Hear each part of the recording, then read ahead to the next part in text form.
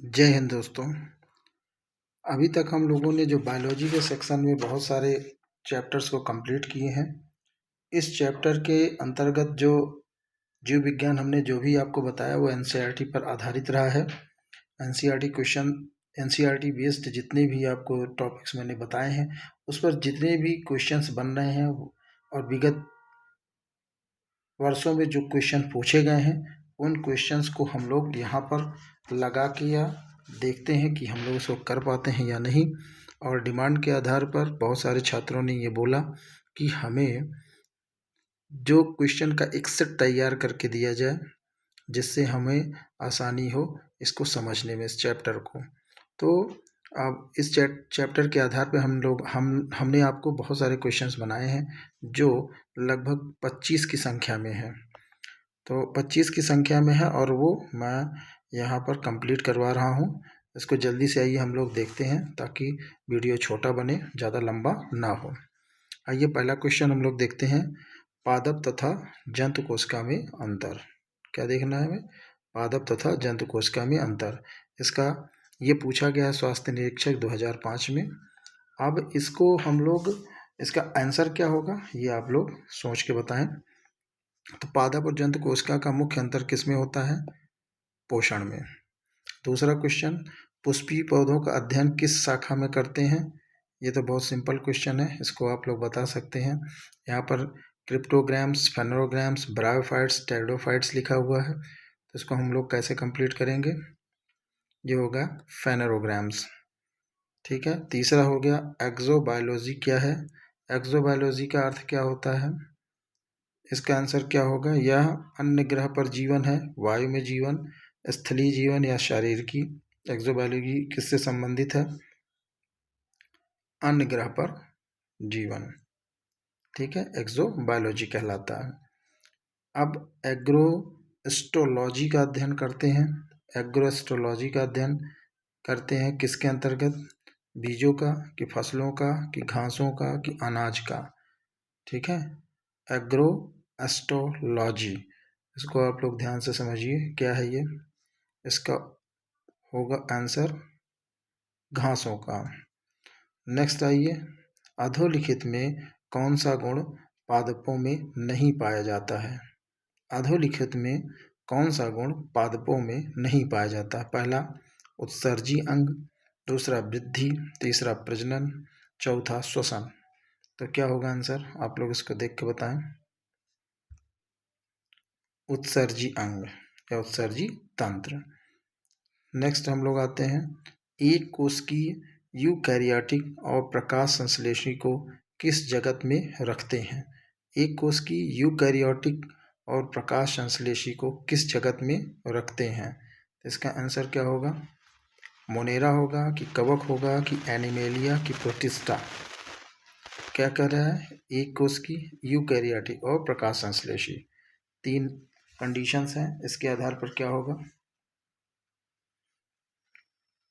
Protista. ठीक है, protista.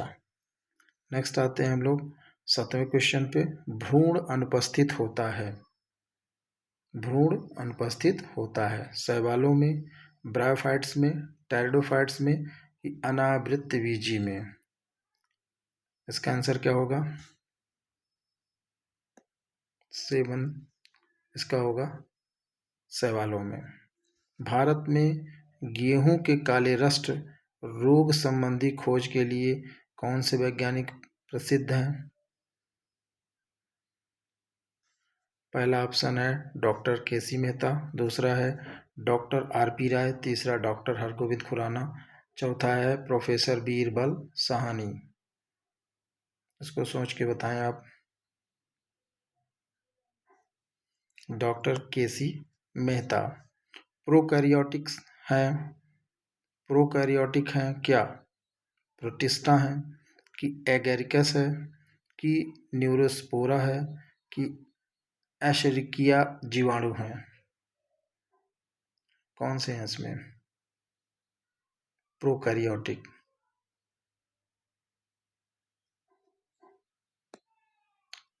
एशेरिकिया जीवाणु। ठीक है। नेक्स्ट आते हैं, 10वें क्वेश्चन पर, निम्नलिखित में कौन सा एक युग्म सुमेलित नहीं है? लोअर पीसीएस 2015 में ये क्वेश्चन आया भी है। पहला है लैक्टोज, दूसरा जो कि दूध को खट्टा कर देता है, कार्बोनिक अम्ल जो कि सोडा वाटर में पाया जाता है, फार्मिक अम्ल जो कि लाल चींटी में पाया जाता है, या टार्टारिक अम्ल अंगूर का रस। कौन सा युग्म सुमेलित नहीं है? इंपॉर्टेंट ये है, नहीं है।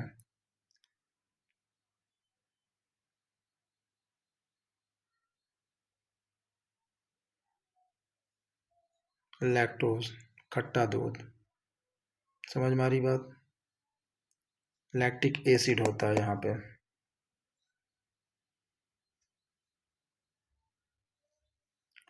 नेक्स्ट क्वेश्चन है 11th नंबर पे, निम्नलिखित में कौन सा कथन सही है?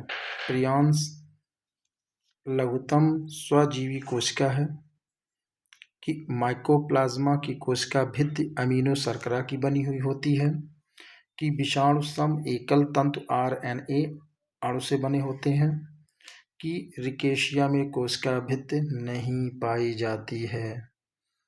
इसमें कौन सा सही है आपका?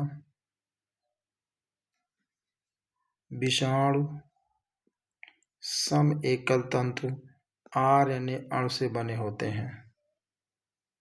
इसमें कौन सा सही है? यही वायरस के बारे में ये क्वेश्चन पूछा गया IAS 2002 में। जीव विज्ञानियों ने पादप जगत और प्राणी जगत की जातियों को बहुत बड़ी संख्या में ज्ञात किया है, ढूंढ निकाला है और पहचान लिया है। संख्या की दृष्टि से अब तक ढूंढे हुए और पहचाने हुए जीवों में सबसे अधिक संख्या है किसकी? कवकों की, पादपों की, कीटों की, कि जीवाणुओं की? किसकी है? कीटों की।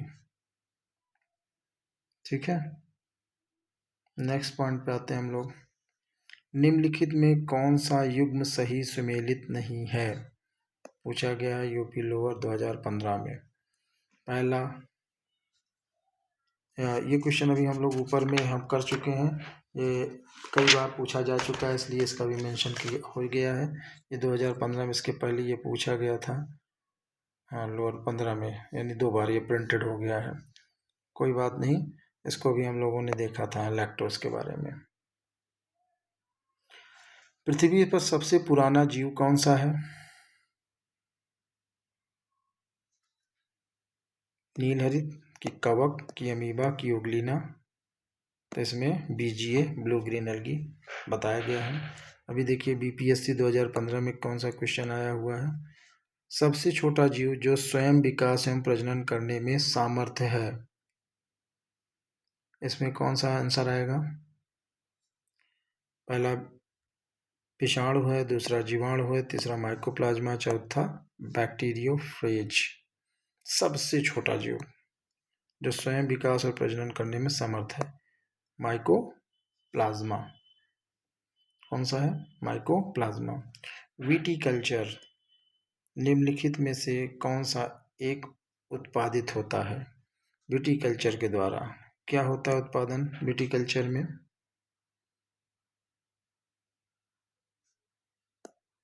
अंगूर। विटीकल्चर मतलब अंगूर उत्पादन। पैलियो वनस्पति के अंतर्गत अध्ययन करते हैं किन चीजों का?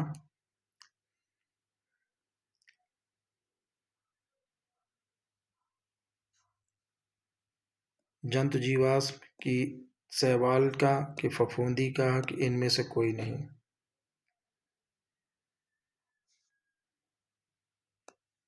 इनमें से कोई नहीं। पैलियोबॉटनी जो है ये आपका वनस्पति, पूरा वनस्पति, जो वनस्पति जीवाश्म वनस्पतियों का अध्ययन कहलाता है, जंतु का नहीं है, वनस्पतियों के, वनस्पति जीवाश्म का अध्ययन पैलियोबॉटनी कहलाता है। प्रोकैरियोटिक तथा यूकैरियोटिक में मुख्य अंतर बताएं। कोशा कला की अनुपस्थिति है, कि राइबोसोम की उपस्थिति है, कि केंद्रक कला अनुपस्थित होता है, कि केंद्रक कला उपस्थित होता है? क्या होगा सही? केंद्रक कला अनुपस्थित। डी चक्राकार जिसे डबल हेलिक्स डीएनए का मॉडल प्रस्तुत किया है वो कौन है?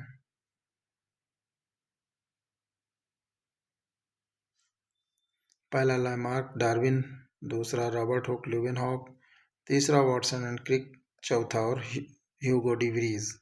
इसमें से कौन सा सही है? Watson and Crick. इन्हें इसके लिए नोबेल प्राइज भी दिया गया।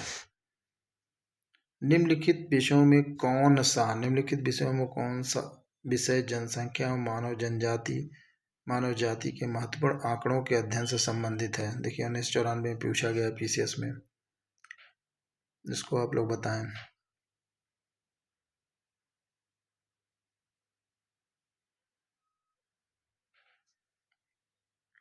जननांकी। जैविक जगत में होने वाले कार्य, गुण व पद्धति के अध्ययन को, इस ज्ञान को मशीनी जगत में उपयोग करने को क्या कहते हैं? राजस्थान पे पूछा गया है।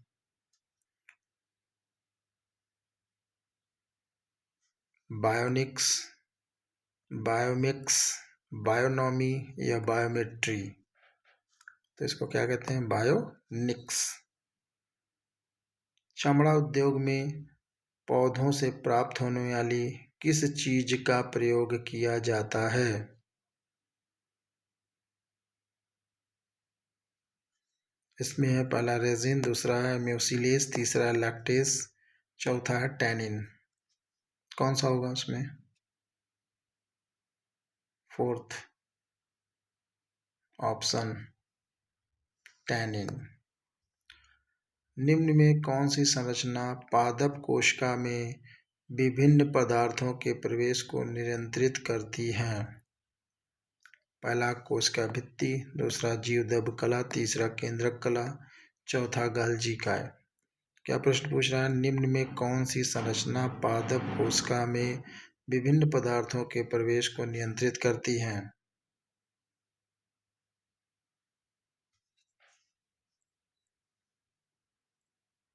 जीवद्रव्य कला। सजीवों का प्रमुख लक्षण क्या है? Very simple question.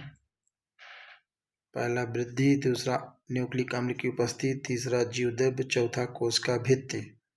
इसमें कौन सा सही है? प्रमुख लक्षण पूछ रहा है।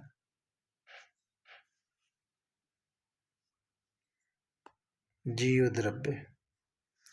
तो अभी तक के लिए इतना ही। 24 क्वेश्चंस को ही मैं बना पाया हूँ। तो ऐसे ही 24, 25 क्वेश्चन के सेट को मैं आपको प्रोवाइड करता रहूँगा। अभी हाल में ही आरओ एआरओ और इसके साथ साथ 2025 पीसीएस की जो परीक्षा है उनके लिए क्वेश्चंस बहुत इंपॉर्टेंट हैं। प्रिपरेशन करते रहिए, अपने आप को तैयार बनाते रहिए। वनडे एग्ज़ाम में अगर क्वालिफाई करना है तो ऑब्जेक्टिव क्वेश्चन को ज़्यादा से ज़्यादा लगाकर जाना होगा। तो वीडियो को लाइक, शेयर एंड सब्सक्राइब जरूर करें। तब तक के लिए धन्यवाद।